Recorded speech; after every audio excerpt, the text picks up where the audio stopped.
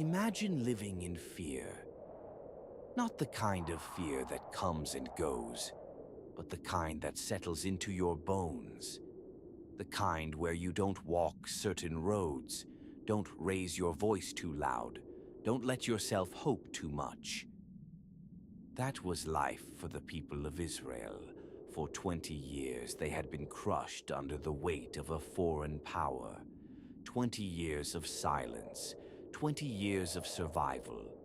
But tonight, all of that is about to change, and the person who changes it, nobody saw her coming.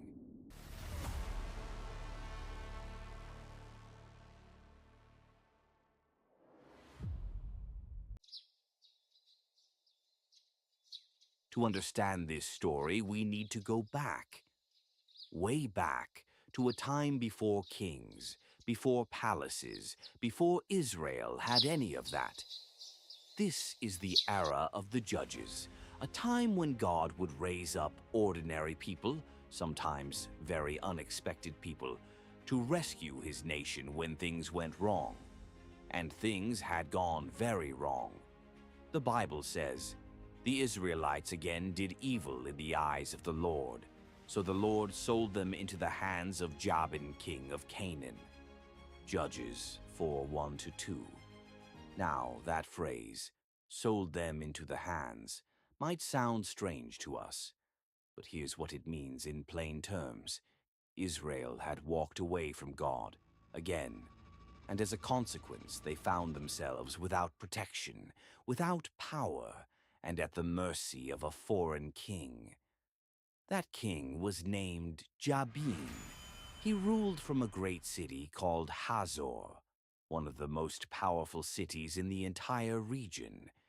And his military commander, the man who actually controlled the army, was a general named Sisera.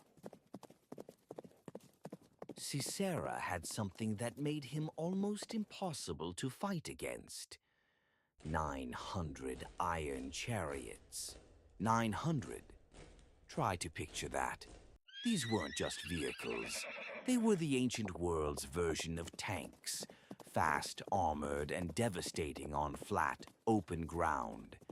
Against those chariots, the average Israelite farmer with a basic weapon didn't stand a chance. And for 20 years, Sisera used that power to oppress an entire nation.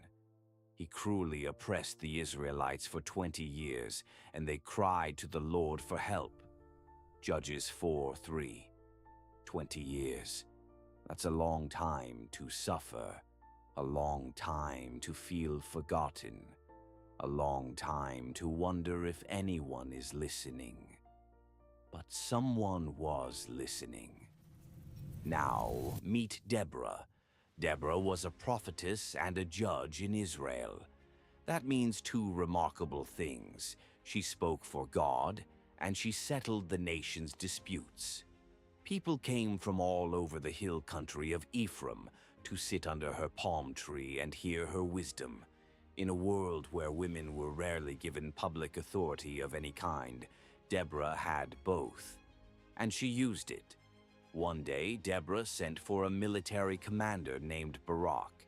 She had a message for him, straight from God. The Bible says, "She sent for Barak and said to him, 'The Lord, the God of Israel, commands you, go, take with you 10,000 men of Naphtali and Zebulun and lead them up to Mount Tabor. I will lead Sisera, the commander of Jabin's army, with his chariots and his troops to the Kishon River and give him into your hands.'" Judges 4:6-7. The plan was clear. March to Mount Tabor. Take 10,000 men, and God would deliver the enemy into Barak's hands at the Kishon River. Simple, right? Well, Barak hesitated. He said to Deborah, "I'll go, but only if you come with me." Now, some people read that as a sign of weakness, but maybe it was something else too. Maybe Barak understood that Deborah was the one connected to the source of the plan. He didn't want to go into battle without that connection nearby. Either way, Deborah agreed to go, but she told him something he wasn't expecting. "Very well, I will go with you. But because of the course you are taking, the honor will not be yours, for the Lord will deliver Sisera into the hands of a woman." Judges 4:9. The honor, the glory of finishing this battle was going to go to a woman. Barak assumed that woman was Deborah. He was wrong. Barak gathered his army. 10,000 men from the tribes of Naphtali and Zebulun stood together on the slopes of Mount Tabor, looking out over the valley below, where Sisera's iron chariots were already moving into position. From a purely human perspective, this looked like a suicide mission. 10,000 foot soldiers against 900 armored chariots on flat ground where the chariots had every advantage. But God was about to do something no military strategist could have planned. Deborah gave the signal. "Go. This is the day the Lord has given Sisera into your hands. Has not the Lord gone ahead of you?" So Barak went down Mount Tabor, with 10,000 men following him. Judges 4:14. They charged down the mountain, and as they did, something happened that Sisera never saw coming. It rained, not just a light shower, a sudden, powerful storm that caused the Kishon River to flood. That beautiful flat valley, the terrain that gave Sisera's chariots their power, turned into a mud trap. The iron wheels sank. The horses panicked. The formations broke apart. The river Kishon swept them away, that ancient river, the river Kishon. March on, my soul. Be strong. Judges 5:21. In one afternoon, the army that had terrorized Israel for 20 years was dismantled, not by superior weapons, but by a flood, by creation itself turning against the oppressor. God didn't need iron. He used water. The Israelite army pursued Sisera's forces and destroyed them. Not one soldier survived, not one, except Sisera himself. The great general, the man with 900 iron chariots, the man who had made Israel tremble for 2 decades, jumped off his chariot and ran, on foot, alone. In ancient military culture, abandoning your chariot was the ultimate disgrace. It meant the battle wasn't just lost, it was over. But Sisera was running on instinct now. He needed somewhere to hide, somewhere safe. And he knew exactly where to go. Not far from the battlefield, there was a tent belonging to a man named Heber the Kenite. Heber had made a peace treaty with King Jabin, meaning his household was considered friendly territory to Sisera's side. So Sisera ran toward that tent. He expected safety. He expected the ancient laws of hospitality to protect him. He didn't expect Jael. Jael was Heber's wife. The Bible doesn't give us her backstory. It doesn't tell us what she was thinking that day. But it tells us exactly what she did. She stepped outside and welcomed Sisera in. The Bible says, Jael went out to meet Sisera and said to him, "Come, my lord, come right in. Don't be afraid." So he entered her tent and she covered him with a blanket. Judges 4:18. She gave him milk to drink, the ancient equivalent of a warm, comforting meal after exhaustion. She covered him so he could rest. She treated him exactly the way a gracious host would treat an honored guest. Sisera, exhausted from the battle and the desperate run, felt safe enough to sleep. Before he drifted off, he told Jael to stand at the door and tell anyone who came looking, "There's nobody here." He closed his eyes, and then Jael made a decision.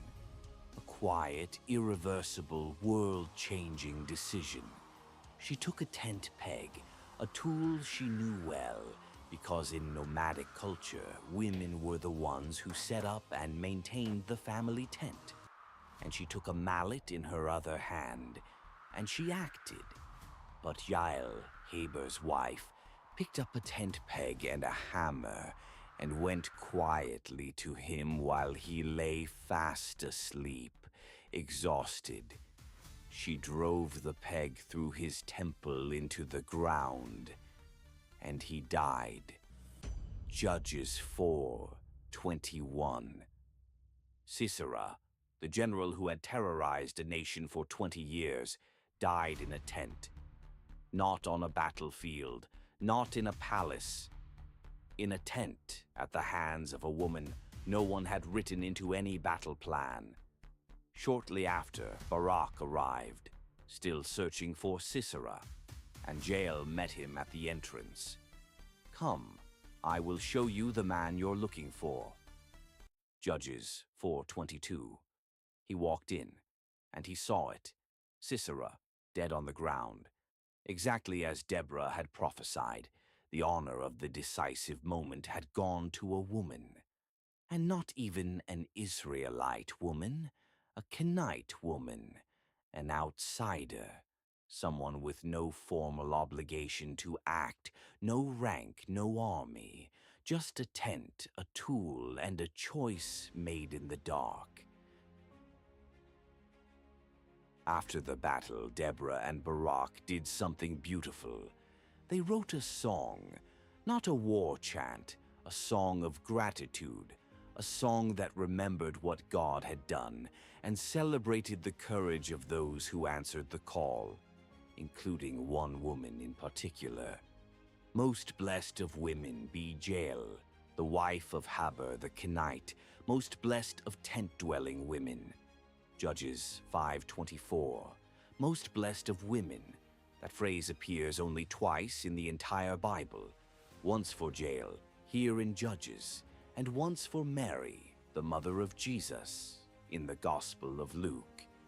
It's the highest blessing the Bible's language offers to a woman, and it goes to someone without a title, without an army, without a name anyone would have expected to see on a list of heroes. But the song doesn't end with the celebration. It ends with something that might surprise you. It ends with Sisera's mother. She's standing at a window looking down the road, waiting for her son to come home. The women around her try to comfort her. Surely he's just delayed, they say. Surely there's plunder to divide. Through the window peered Sisera's mother. Behind the lattice she cried out, "Why is his chariot so long in coming? Why is the clatter of his chariots delayed?" Judges 5:28. The song leaves her there, waiting. The road stays empty. Why does a victory song end with this image? Maybe because the Bible is honest enough to acknowledge that every conflict has human beings on both sides. That justice, when it arrives, is still costly. That the woman at the window loved her son, even if her son had spent 20 years oppressing others. The Bible doesn't ask us to celebrate her suffering. It asks us to see it and to understand what was truly at stake. So may all your enemies perish, Lord, but may all who love you be like the sun when it rises in its strength. Then the land had peace 40 years. Judges 5:31. 40 years of peace. That's what this story purchased. 40 years of open roads. 40 years of harvests coming in without tribute to a foreign army. 40 years of children growing up without fear. And it was purchased in part by an unexpected woman in a tent who had no obligation to act and acted anyway. So what do we take from this story? A few things. First, God does not need the person you expect. He doesn't need the strongest, the most qualified, or the most visible. He works through a prophetess under a palm tree. He works through a flood on a valley floor. He works through a woman in a tent who had every reason to stay quiet and chose not to. Second, faithfulness doesn't always come with a spotlight. Jael never got a parade. She doesn't appear again after this story, but the land rested 40 years, and her courage was part of the reason why. And third, if you have ever felt like you're on the outside, like you don't have the right background, the right connections, the right credentials to matter in the story God is telling, this story is for you. Jael didn't have any of those things either. She just had a tent and a choice and the courage to make it. God chose the weak things of the world to shame the strong, so that no one may boast before him. 1 Corinthians 1:27-29. The land had rest, and it started in a tent.